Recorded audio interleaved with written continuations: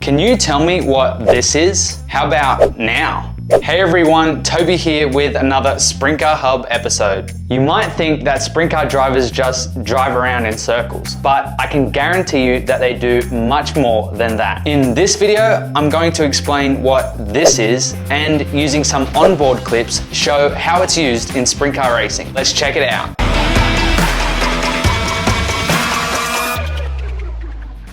One of the very few adjustments a sprint car driver can make on the go is the position of their top wing. Every modern day wing sprint car has a hydraulic ram mounted above the driver's head.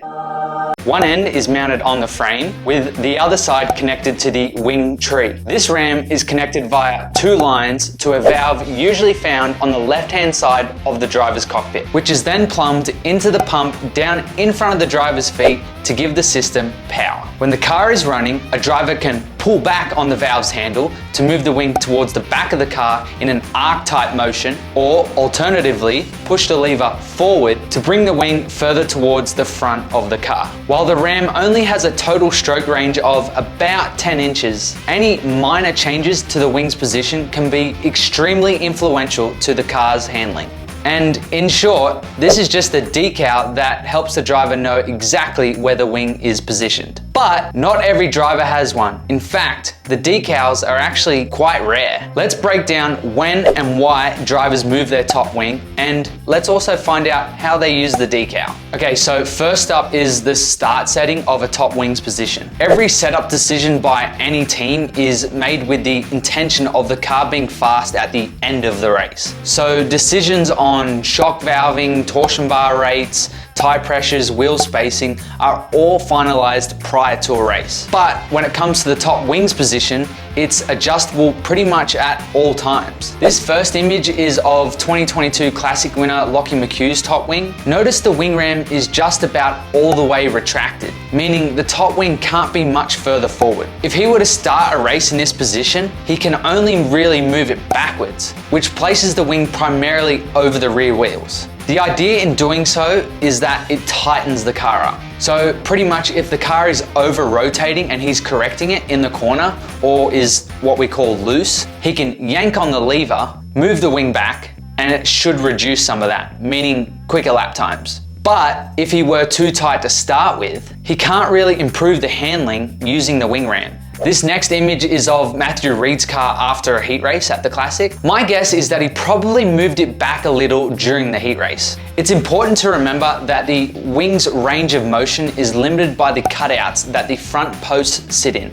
In most cases, the driver will have the wing post sitting in the center of the cutout, knowing that they have even amount of adjustments either way, about 5 inches forward and 5 inches back. Here's a clip of eventual 4th place finisher Grant Anderson in his heat race that night. Let's watch it first.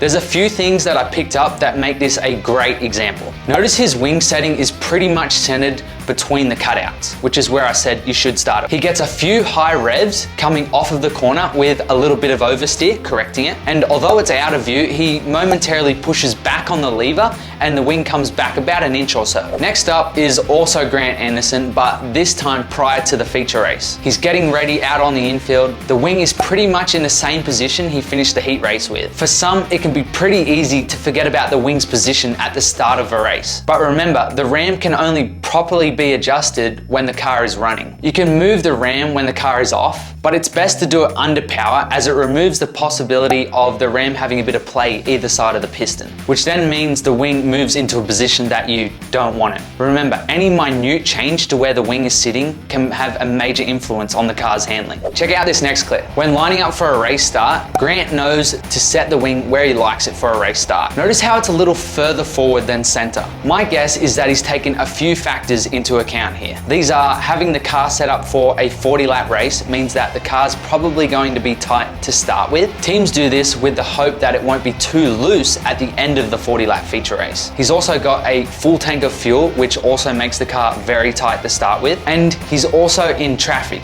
Even though he's starting on just the second row of the feature race, a single car in front of you can give you a bit of dirty air, which means that the car gets tight. Now, as we've seen, only minor adjustments are made, but obviously make a difference. But notice how he has no indication of exactly where it's set, unlike this next clip. This is Daniel Pesca's onboard camera. Let's watch the clip. The valve is out of view, but did you see his left hand quickly leave the steering wheel? Much like Anderson, Pesca moves the wing after some oversteer. If you see a driver get loose or turning right in the middle of the corner for long periods of time, they might be about to bring the wing back. Even though Pesca has a decal indicating the exact position of the wing, notice he doesn't use it in this case. The track is small and he's also got cars right in front of him to look out for. There is just way too much going on for him to have time to look at the decal. So does that make the decal pretty useless to the driver? Not at all. It's mainly used under caution, just like this next clip. This is my favorite clip because I can relate to it so much. He moves the wing backwards prior to the restart of the race, which is a little unusual. But did you see his glove grab the chin of his helmet? That's because he can't actually see it without lifting the helmet up a little. I had the exact same issue with my helmet when I was racing. The visor decals just above the driver's eyes get in the way of being able to see the decal. So you would think just get rid of the visor sticker. That visor decal also blocks out unwanted sunlight, and it looks cool as well. But most importantly, he has the wing decal to know exactly where the wing is positioned, which is a way more accurate way of knowing where the wing is. Remember how I said it was a little bit odd that he moved the wing back for the restart? Now, in the same heat race, he gets caught up behind another car. Seems to be a little tight on corner entry. See how he's turning left for a longer than usual period of time? So he then moves the wing forward again. He can see that with this car in front of him, he's too tight. So he frees the car up a little. Lastly, this is a really good example of how a driver uses the ram throughout a longer race. Here you can see where Pesca starts the race, and as the laps tick by, the wing ends up a lot further back as the fuel load decreases and the track gets slicker. It's important to remember that moving the wing doesn't fix every handling problem with the car, but it's pretty much the only actual adjustment a driver can make when strapped in, other than changing their driving style or technique. So yeah, sprint car drivers don't just drive around in circles. They also move their wing, sometimes. Anyway, that's it for this Sprint Car Hub video. I love making this content, so if you enjoy it, let me know. Like and share the video, comment down below, and I'll do my best to reply. Please do subscribe to the channel, and of course, get yourself some Sprint Car Hub merchandise. If you watch this video, I guarantee you'll love these. Make sure you also subscribe to us on YouTube and find us on Facebook, Instagram, and Twitter. And if you want high quality sprint car racing merchandise, we have exactly that over on sprintcarhub.com.